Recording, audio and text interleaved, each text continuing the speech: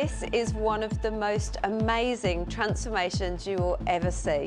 From a prison cell for nearly 20 years as a bank robber to today serving on boardrooms, a most inspirational story. I'm Penny Lane and In the Driver's Seat starts now.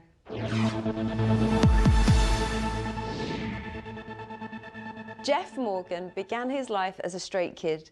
It would lead to a life of crime, jail time, and ultimately taking ownership of his own disastrous decisions and turning his life around. Such a massive turnaround. Just last year, he was named Australian Mindset and Life Coach of the Year. And I'm pleased to say he joins me now. Jeff Morgan, welcome to In the Driver's Seat. Thanks for having me, Penny. My God, what an incredible story you have. Now, take us back to the beginning. What was your early childhood like?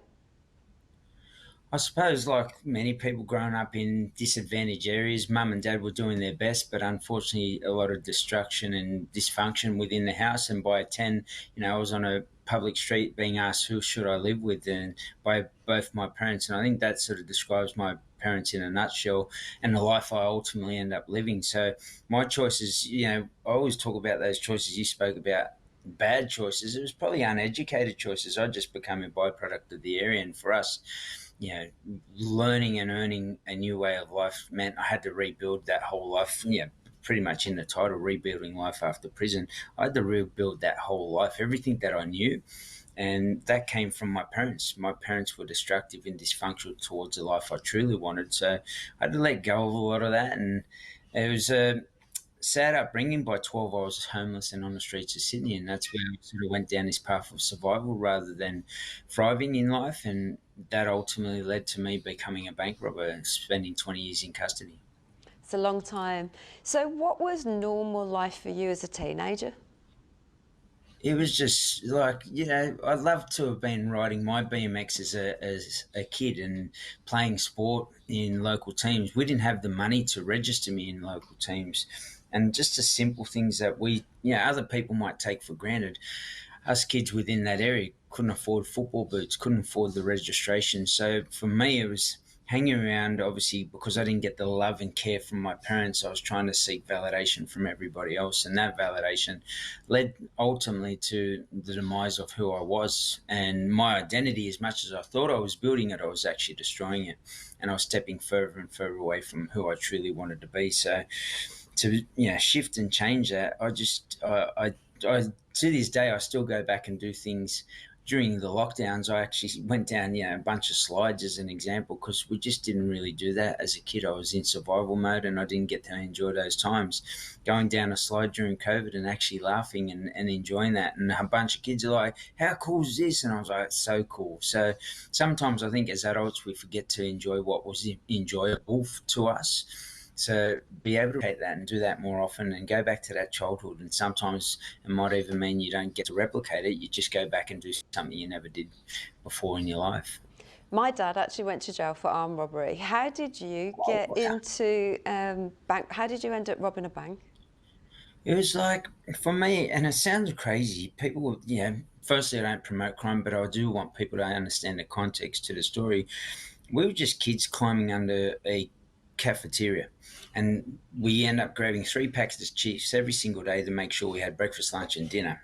One day the back door was open and ultimately we walk in, I go to take the Red Frogs, bundle of money there, life of crime starts. And as I did that, I realised I wasn't really in it for crime. I was in my head, I was surviving. And I figured, why do I want to do crime every single day to have to impact or affect somebody? Because I don't like being affected myself.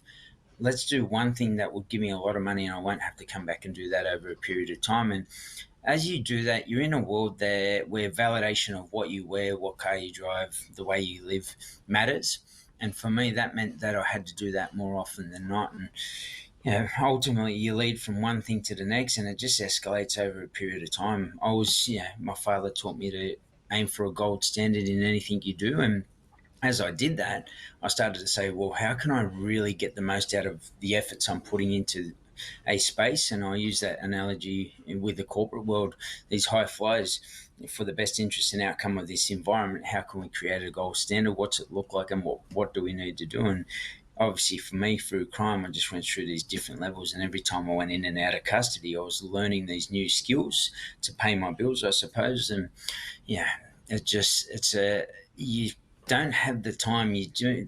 The analogy is I'm being chased by a lion. I'm in survival mode, and someone's screaming out, "What are your goals?" And I'm like, yeah, don't worry about my goals. It's probably more descriptive and a lot of swear words in between that. But in general, I'm just running down the streets trying to survive, run from the line, rather than focus on what I truly wanted. And then ultimately leads you to a space and place you just never thought you'd be. Bank robbery, you could, I could have not even been here. There was people that went down the same path and they're no longer here, and that could have been myself. So you've got to just look back and say, I can't believe what I went through, but what I went through, I grew through, and I'm going to pass that on to the rest of the world so those lessons become blessings in their life and they don't go down the destructive path I chose. The same path. And what does 20 years in jail do to you? I think one of the biggest things, I look back on it now, and it's easy to say, it made me violent, it made me angry, the world sucked. But what I really looked at, it gave me time to plan out my life. And I think as much as, as a human, we're all too busy, we don't have time these days. Making that time, even if it's half an hour for yourself, 20 minutes of the day, to be very intentional and directional. So whether you write out something on a list that you follow through on every single day, brain dump the night before, and allow yourself to then follow that list, you start to build some clarity into the life that you truly want. You start to build some belief or purpose into the life you want, and confidence comes on the back end of that. And whether that's financially, spiritually, culturally, mentally, psychologically, you're building that strength into yourself. You walk away feeling better every single day, and we just don't do that. So the 20 years taught me that time is precious, and use that time to sit down and sit with yourself, and what comes up for yourself is what you need to challenge. And sometimes that means that what we've been taught by our parents was actually the total opposite of what you could actually do in your life. And remove that pride and ego of the shield we constantly wear. I call it the bank robber mask. We all wear one, and we all deny that we wear that mask. Once you're able to pull that off, drop your pride, drop your ego, listen to the person who's been there, done that, whether it's the body you want, the financials you want, the life you want, and be able to listen and learn and earn as much as we possibly can. And if I can do it, then anybody in this world can do it. Yeah, and that's quite confronting, to actually sit down with yourself for 20 minutes and just let those thoughts come.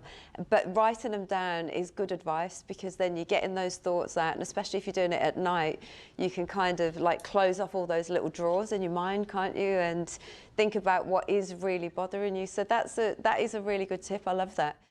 Put a quick note, put a notepad by your bed and write that out every single night, and then brain dump it and run it the next day. Yeah, see if it still makes the same sense. Now, you've had a lot of personal tragedy, haven't you? You lost your mum, your dad, your brother, your sister. Was there any dark times for you yourself where you didn't think you were going to make it? For sure.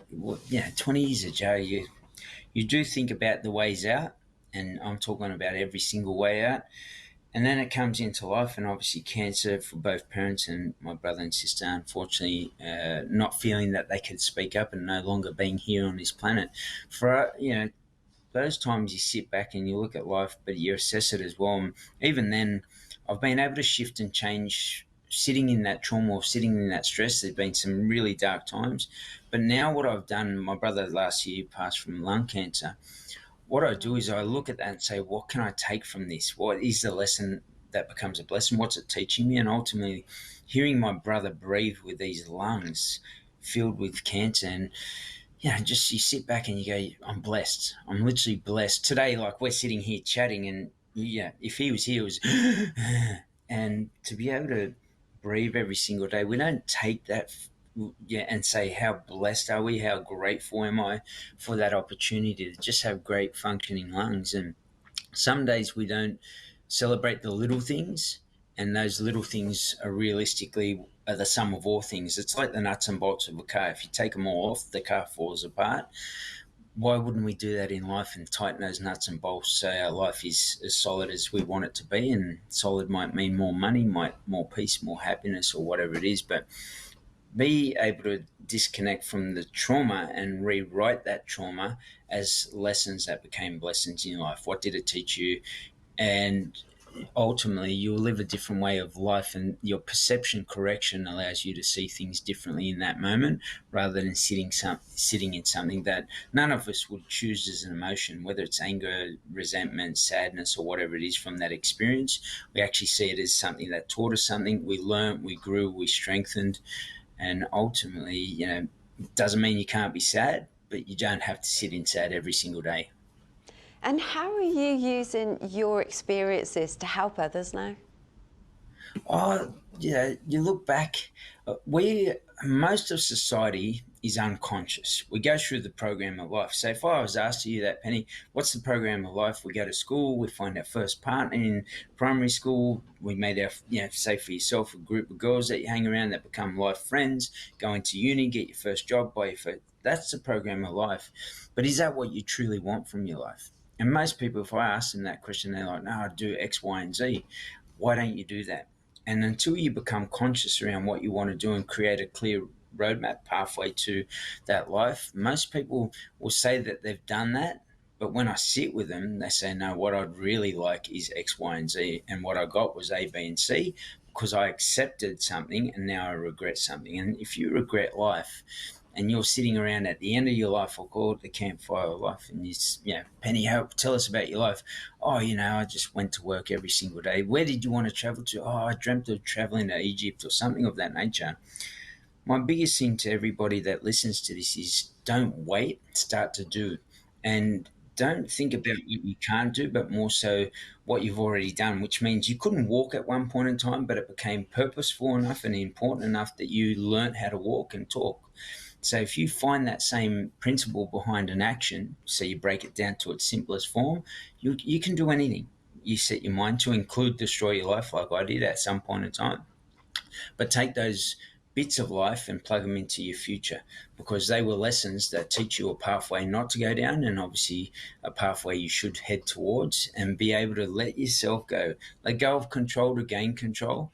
Most people just don't do that, and because, they want to control their own lives rather than actually take the advice, like a GPS would guide you to, turn left in 100 meters.